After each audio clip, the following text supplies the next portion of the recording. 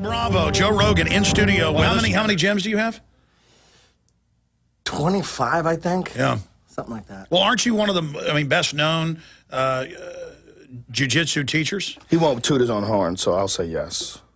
He's one of the most innovative and important jiu-jitsu instructors in the country. It sounds like BS because he's my best friend, but it really is true. He's one of the most important. He's just smokes a lot of weed and comes up with crazy jiu-jitsu moves, and it turns out they work. And I'm also known as a conspiracy theorist freak. So that's right. He's more of a conspiracy theorist freak than me. Well, you need to go to prison for smoking marijuana, both of you. Calm down. I'm against that. Hey, have you seen them on the news admitting that our troops are helping grow the opium? They go, yes, we're helping grow it, and yes, the bin Laden videos were fake, and but we're still going to continue to put you in prison. Well, I thought it was fascinating that the brother of the president of Afghanistan was receiving money for years from the CIA, and it was revealed, and it's like barely a story. And this guy is in the opium business. He's the top opium man in the world. The guy's the president of Afghanistan. His brother is an opium dealer who gets money from the CIA, and it's like barely investigated, barely talked about, you know? Okay, Alex, explain something to me. How does the opium trade actually work as far as our troops are concerned? Okay. I mean, how does that work? This is what's going on in Mexico. 6 years ago, I was told by Cela Castillo and others who'd been in the DEA, they said you're going to see a huge war down there. There's 4 cartels that aren't paying their money to the CIA and laundering their money. Like Tony Montana, he was good. He went to the local bank and laundered it, and they left him alone. You know, of course, that's fiction, but the screenwriter on that, Oliver Stone, went and actually studied real cases. So it's a composite of true stories. So I was told years before the 28,000 have now been killed that you're going to see a war down there as globalist-backed Los Zetas go in and start killing local police, mayors, anybody that doesn't basically submit to them. So it's a war over who gets the drug money, not a war on drugs. So in Afghanistan, real Taliban got in. You know, they were nuts, but they were real. Opium production went down over 90%. Now it's up 12 times its previous record. It's flowing out, and the U.S. troops protect the opium, and they put this on the news, because if they don't, Al-Qaeda will get the money. And no, I'm serious. I mean, I played a clip of Fox News, Geraldo, saying how patriotic it is to grow opium.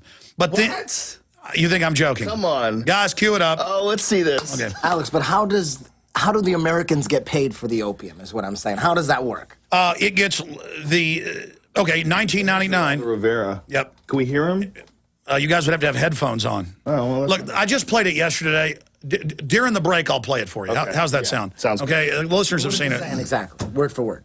Geraldo Rivera's a shill. Is he a shill?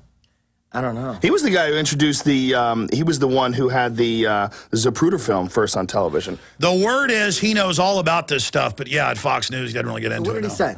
What did Geraldo? He goes, I'm out here with the colonel, and they're out here helping them grow the opium. And the colonel's like, that's right. We give them the seeds and the fertilizer. What? Yeah. But what do they say? How do they explain to the public that it's legit? I mean, what are they saying? We're giving them the seeds, we're planting it, and we're protecting it. Why?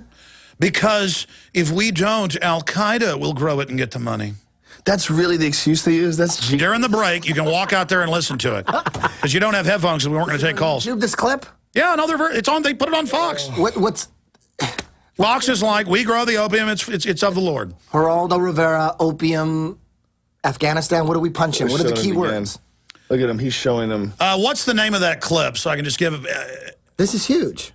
Yes, it's we tolerate... Farmers hostage.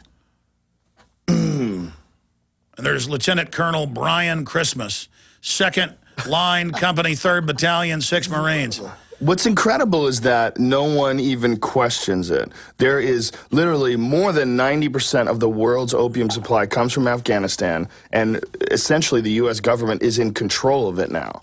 And no one even brings it up. I mean, it's well known that the CIA has been involved in the drug trade. If you just look into it, look into the Barry Seals case, look into, you know, what happened in Mena, Arkansas, look into all these different guys that have talked about Guys, will you bring my compromise book in here? Terry Reid, Clinton Bush, compromise, Clinton Bush and the CIA. It's just sitting right there. I mean, he was there with all these people. Bill Clinton was coming, George Bush Sr. It's just so strange that this is a signed one, but that's kooky talk, though. If you bring that up, if you start saying that, you know, you believe that the government is involved in drug dealing, and that the government has been involved in bringing crack into inner city neighborhoods and using the profits to pay for black ops missions. I mean, that sounds like kooky talk. Even though they had the 1996 hearings on C-SPAN where they admitted it. Yeah, I mean, it is real. I mean, it really is real. The government has been involved in selling drugs. Well, they're involved in creating monopolies. And so what they do is the corrupt colonels and generals, they get a big cut. I mean, most of these people that retire out of the military, you see these generals are living in $3 million houses on their, $100,000 a year pension. Wow. And, they got a mistress down the street in another mansion. I mean, where's the money coming from? Well, it's coming from arms sales on the side, narcotics trafficking. I mean, our government is one giant murdering mafia. It is fascinating to me that so few people even know about the Gulf of Tonkin incident and know that there was a fake incident that got us involved in the Vietnam War, and people have just accepted that. Well, they've accepted that the government is willing to lie in order to get you into war. But so if they're willing to kill people and for whatever their own reasons are and have a fake event in order to kill people, you don't think they would sell drugs? You think they would have American soldiers killed. They'd basically put American soldiers to death over a lot. No, the VA signed a secret deal that came out in Bloomberg yesterday with 6 million vets to, when they die, steal their insurance money. And the government says, it's legal. We have authorized it. I've got it right here in Bloomberg. But isn't it fascinating that all this stuff is legal? I mean, isn't it fascinating rather that all this stuff is public knowledge, that all this stuff is, anyone can go online and find out about Operation Northwoods. Anyone can go online and find out about the Gulf of Tonkin or read about Barry Seals or read about Michael Rupert and all the different things that he uncovered when he was working for the LAPD. But no one knows. It's such, and talking about it, you sound like a kook. Totally. Speaking of sounding like a kook, a lot of people think I'm a kook for questioning what the hell's going on with chemtrails. You gotta be stronger. You